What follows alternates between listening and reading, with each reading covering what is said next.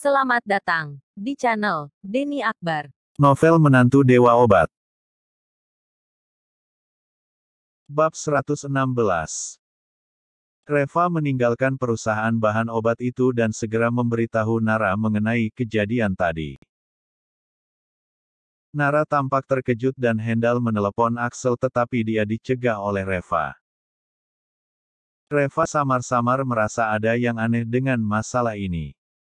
Perusahaan bahan obat Axel belum terlalu lama didirikan. Lalu tiba-tiba ada orang yang menjual astragalus bermasalah dalam jumlah besar. Ini kebetulan yang sangat aneh. Sudah jelas bahwa ada seseorang di balik layar yang sengaja ingin menipu Axel. Oleh karena itu Reva tidak ingin membuat orang di belakang layar itu antisipasi dan waspada. Dia bermaksud untuk memancing keluar orang yang berada di balik layar itu. Sekumpulan astragalus ini diangkut ke perusahaan farmasi dari perusahaan bahan obat Axel. Tetapi bahan-bahan ini tidak Nara gunakan sama sekali sehingga bahan-bahan ini lalu dikirim ke dalam gudangnya. Ada kamera CCTV di gudang itu dan semua astragalus itu difoto selama proses pengantarannya. Ini semua akan menjadi bukti nantinya. Setelah lewat sekitar 10 hari. Tiba-tiba Julian datang ke kantor Axel. Axel yang telah mendapatkan banyak keuntungan dalam bisnis ini menjadi semakin senang dengan Julian. "Julian, kau sudah datang, silahkan duduk," ujar Axel sambil menyeduh teh untuk menyambutnya. Wajah Julian tampak suram dan berkata, "Paman Su, ada kabar buruk." "Ada apa?" tanya Axel dengan tertegun. "Aku tertipu," bisik Julian. "Manajer Brian itu menusukku dari belakang. Dia mengumpulkan setumpuk astragalus yang bermasalah. Astragalus ini telah diasap dan benar-benar tidak memenuhi syarat. Aku baru saja mendapat kabar bahwa petugas pemeriksaan sedang menyelidiki keberadaan astragalus ini." Prang, teko di tangan Axel langsung jatuh ke lantai. Dia tampak ketakutan dan berkata dengan suara gemetar, Mengapa bisa seperti ini?" "Aih." Julian menghela nafas dan dengan tak berdaya berkata, "Kita tidak pernah tahu isi hati seseorang meskipun merasa seperti telah mengenalnya bertahun-tahun. Manajer Brian ini saat menjadi anak buahku dia sangat hormat. Siapa yang bisa menduga ternyata dia melakukan hal seperti ini di belakangku." Axel. Lalu apa yang terjadi jika setumpuk astragalus ini ditemukan? Apakah semuanya akan disita? Aku membeli astragalus ini dengan modal perusahaan yang cukup banyak. Jika semua barang ini disita, lalu apa yang bisa kulakukan?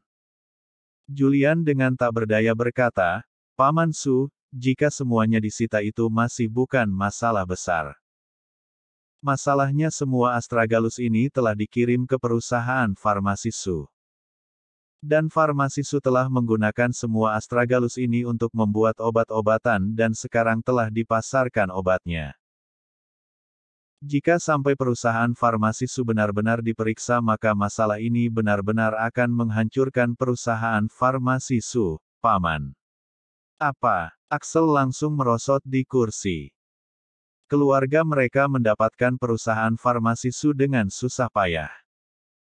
Mobil mewah mereka, status mereka, dan pengeluaran mereka semua berasal dari perusahaan farmasi Su. Jika perusahaan farmasi Su musnah, bukankah mereka harus balik lagi ke masa-masa sulit seperti dulu? Axel telah bertahan selama setengah perjalanan hidupnya.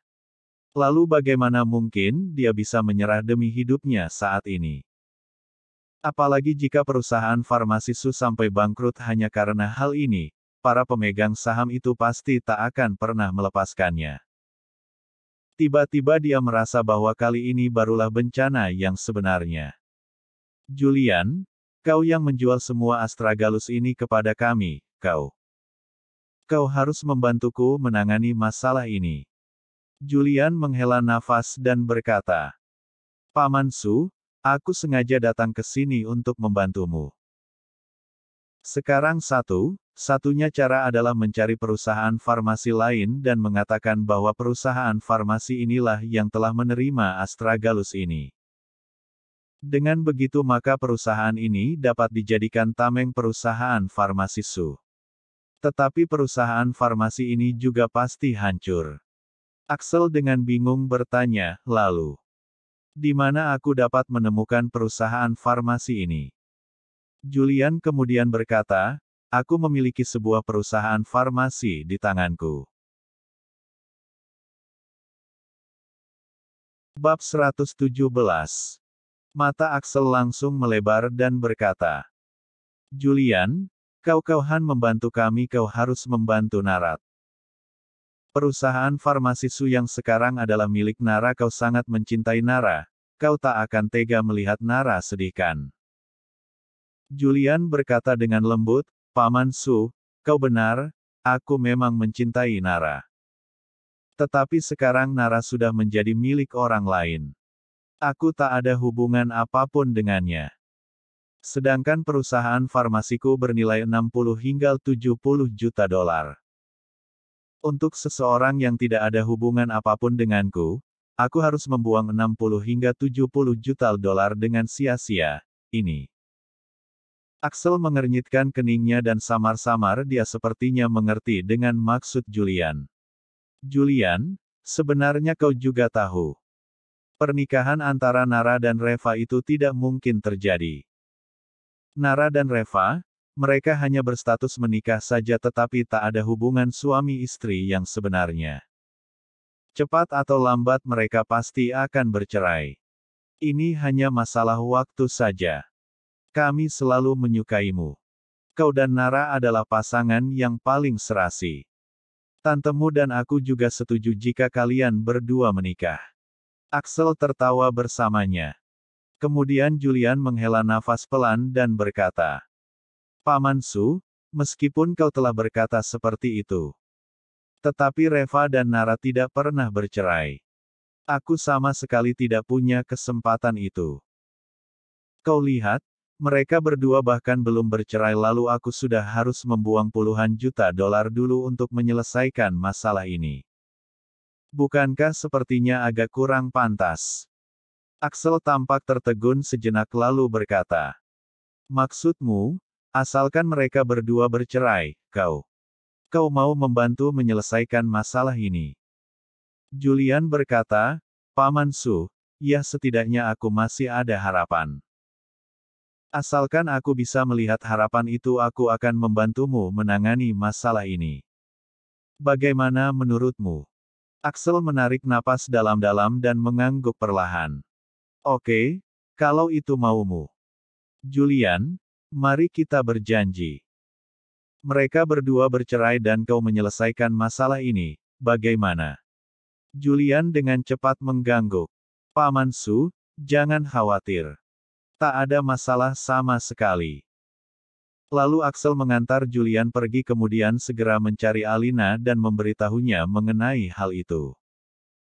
Alina tampak sangat ketakutan hingga hampir menangis. Tetapi setelah mendengar cerita yang selanjutnya, Alina langsung menarik napas lega. Asalkan dapat membuat mereka bercerai maka kita akan dapat mempertahankan perusahaan farmasi Su.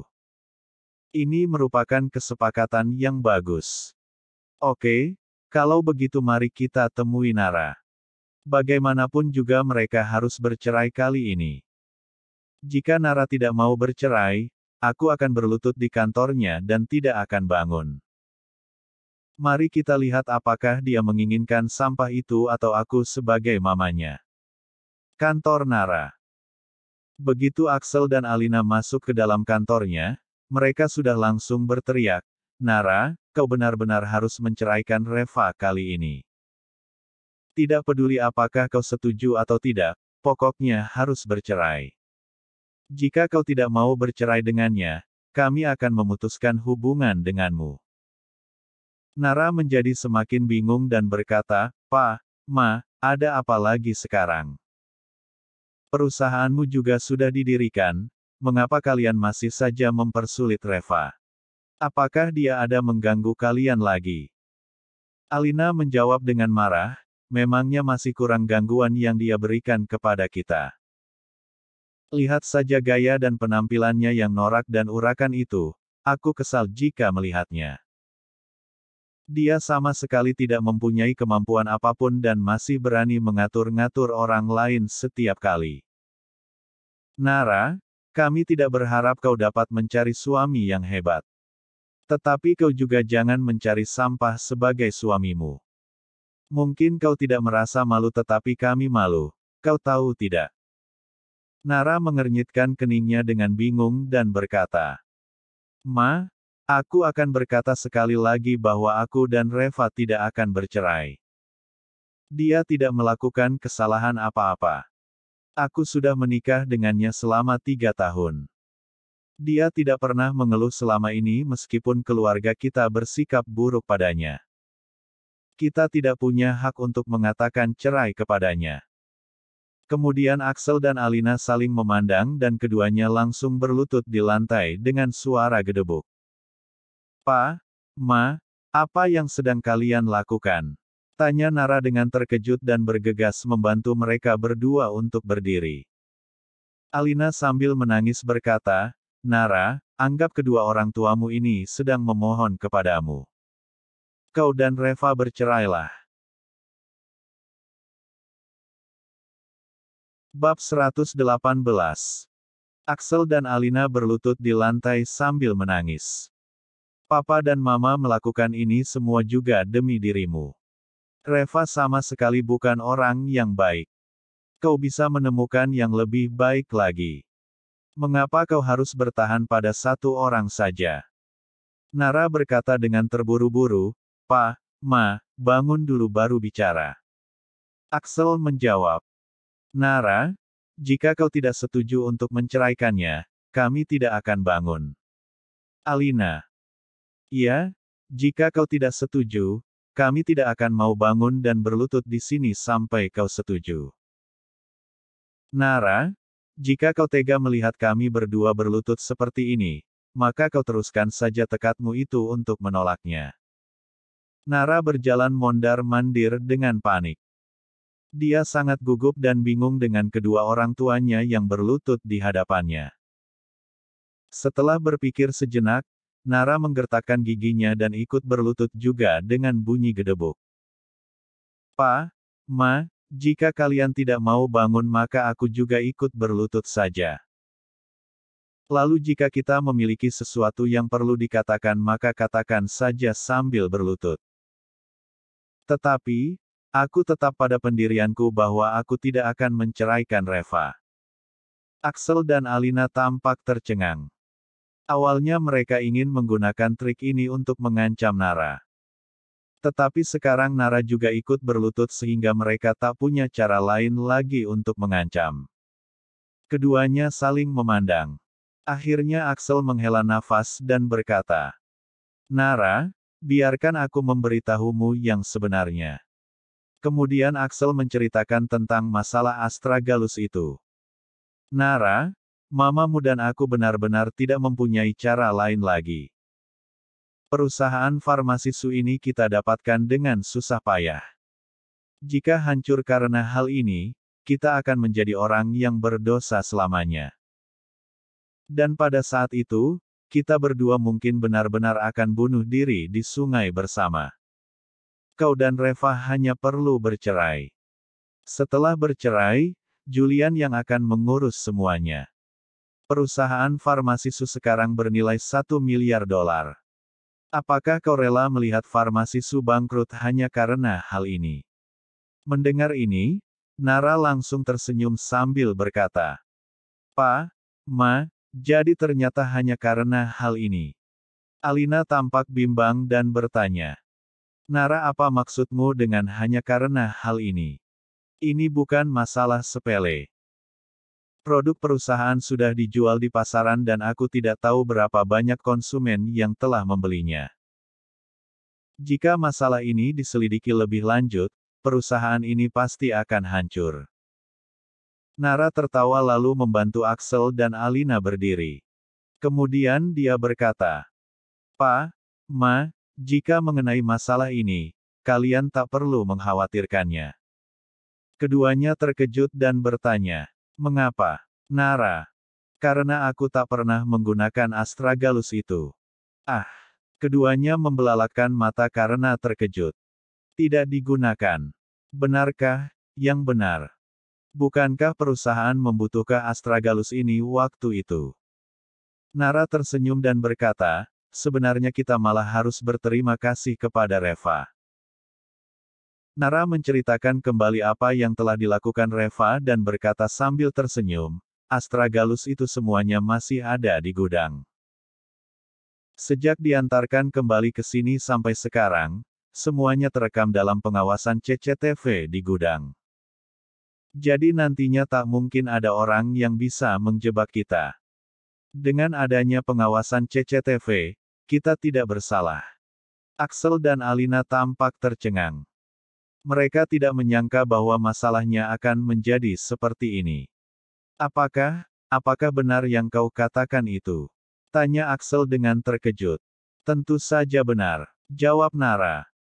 "Jika kalian tidak percaya kepadaku nanti aku akan membawa kalian berdua ke gudang untuk melihatnya." Axel, bagus. Bagus sekali. Alina juga berkata dengan penuh kegembiraan. "Nara, apakah semua ini benar-benar ide Reva?" "Tentu saja," jawab Nara dengan bangga. "Reva mengatakan bahwa di balik kejadian ini pasti ada seseorang yang telah dengan sengaja ingin menjebak dan menyerang kita." "Pa, Ma, sekarang kelihatannya Julian memang sengaja ingin menipu kita." Axel menggaruk kepalanya yang tidak gatal. "Mungkinkah Julian adalah orang yang baik? Untuk apa dia menipu kita?" Nara mengerucutkan bibirnya lalu berkata, "Sudah berapa kali dia menipu kita? Masalah mengenai akun perusahaan yang dibekukan kemarin itu dalangnya adalah Julian. Johnson itu adalah pamannya Julian." Hah? Mata Axel membelalak dengan lebar. "Yang benar saja."